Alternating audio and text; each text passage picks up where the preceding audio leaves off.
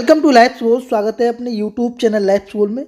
मैं हूं अवधेश और इस वीडियो में हम बात करेंगे दोस्तों यूपी पुलिस के लिए मोस्ट इंपॉर्टेंट प्रश्न। पहला प्रश्न देख लेते हैं। राम सेतु शुरू होता है ए ऑप्शन धनुषकोडी से, बी है मंडपम से, सी है पवन से और डी है दोस्तों रामेश्वरम से।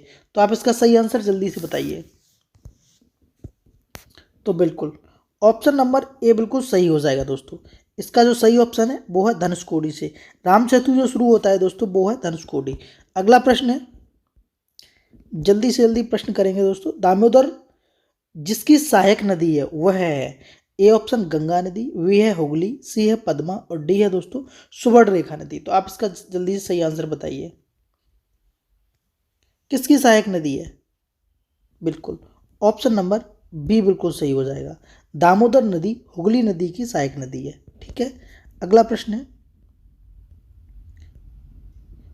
कौन सी नकदी फसल से अधिकतम विदेशी मुद्रा निर्यात से प्राप्त होती है? ए ऑप्शन है तंबाकू, बी है चाय, सी है गेहूं और डी है दोस्तों सन। तो इसका सही आंसर आप लोग बताइए। ऑप्शन नंबर बी बिल्कुल सही हो जाएगा दोस्तों, चाय से। किससे? चाय से। और चाय आपको पता है कहाँ सबसे ज्यादा? असम में। अगला प्रश्न है, निम्नलिखित में से ऊर्जा का कौन सा स्रोत व्यवसायिक स्रोत नहीं है? ए ऑप्शन पेट्रोलियम, बी है बायोगैस, सी है प्राकृतिक गैस और डी है दोस्तों परमाणु गैस। तो इसका बी ऑप्शन बिल्कुल सही हो जाएगा, बायोगैस। ठीक है, अगला प्रश्न, निम्न स्थानों में से किसे भारत का सिराज कहा जाता है? बताइए। इंपॉर्टेंट क्वेश्चन है, कई बार पूछा गया है। बिल्कुल सही बता रहे हैं आप लोग। तो ऑप्शन नंबर बी बिल्कुल सही हो जाएगा इसका। क्या दोस्तों? Option number B. ठीक है, देखिए ऑप्शन नंबर बी बिल्कुल सही हो जाएगा, जौनपुर।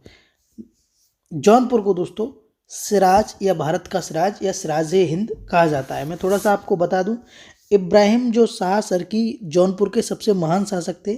यह विद्या और कला के प्रेमी थे, है ना। इनके शासनकाल में जौनपुर की संस्कृति चारों तरफ फैल गई थी और तभी से दोस्तों जौनपुर का नाम जो है सिराज ए हिंद या पूर्व का सिराज जो है वो नाम से विख्यात हो गया। तभी से दोस्तों इसे भारत का सिराज या सिराज ए हिंद या पूर्व का सिराज जो है कहा जाता है। तो इसका ऑप्शन नंबर बी बिल्कुल सही हो जाएगा। अगला प्रश्न है, गदर पार्टी का मुख्यालय था? A option San B है न्यूयॉर्क, सी है दोस्तों मद्रास और डी है कोलकाता। तो इसका सही ऑप्शन बताइए आप लोग। तो दोस्तों इसका सही ऑप्शन हो जाएगा, वो हो जाएगा option number A, San Francisco. San Francisco. अब मैं आपको थोड़ा सा बता दूं, ये अमेरिका में स्थित है। कहाँ पर है? अमेरिका में। तो गदर पार्टी की जो स्थापना है दोस्तों वो आपका पूछी जाए कब बताएंगे, तो बताएंगे 21 अप्रैल 1913 में। जब भारत पराधीन था दोस्तों तब अंग्रेजों से स्वतंत्र होने के लिए जो अमेरिका और कनाडा में जो भारतीय लोग बसे थे उनने करी थी। ठीक है, तो इसका ए ऑप्शन सही है।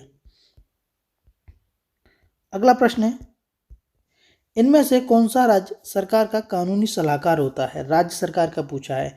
ए ऑप्शन महाधिवक्ता, बी है महान्यायवादी, सी है सॉलिसिटर जनरल और डी है दोस्तों नियंत्रक एवं महालेखा परीक्षक। तो इसका सही आंसर आप लोग बताइए। तो अगर राज्य की पूछी जाए दोस्तों तो आप बताएंगे महाअधिवक्ता होता है। कौन होता है? महाअधिवक्ता। ठीक है,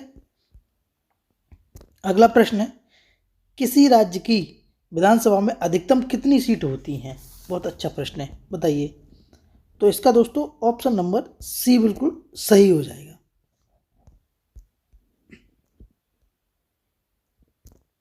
अगला प्रश्न है, निम्नलिखित में से कौन लगातार 6 वर्ष तक भारतीय राष्ट्रीय कांग्रेस का अध्यक्ष रहा? A option Jawaharlal Nehru, B है अबुल कलाम आज़ाद, सी है जेके गोखले और डी है दोस्तों दादा भाई नेहरू जी। तो इसका सही आंसर आप लोग बताइए।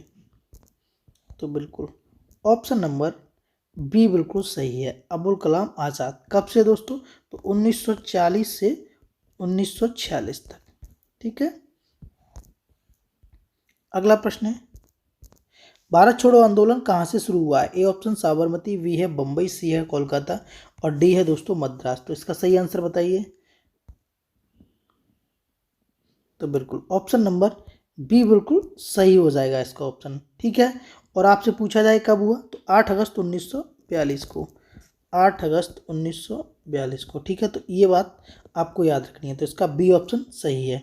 ठीक है, ये थे आपके इम्पोर्टेंट प्रश्न, है ना।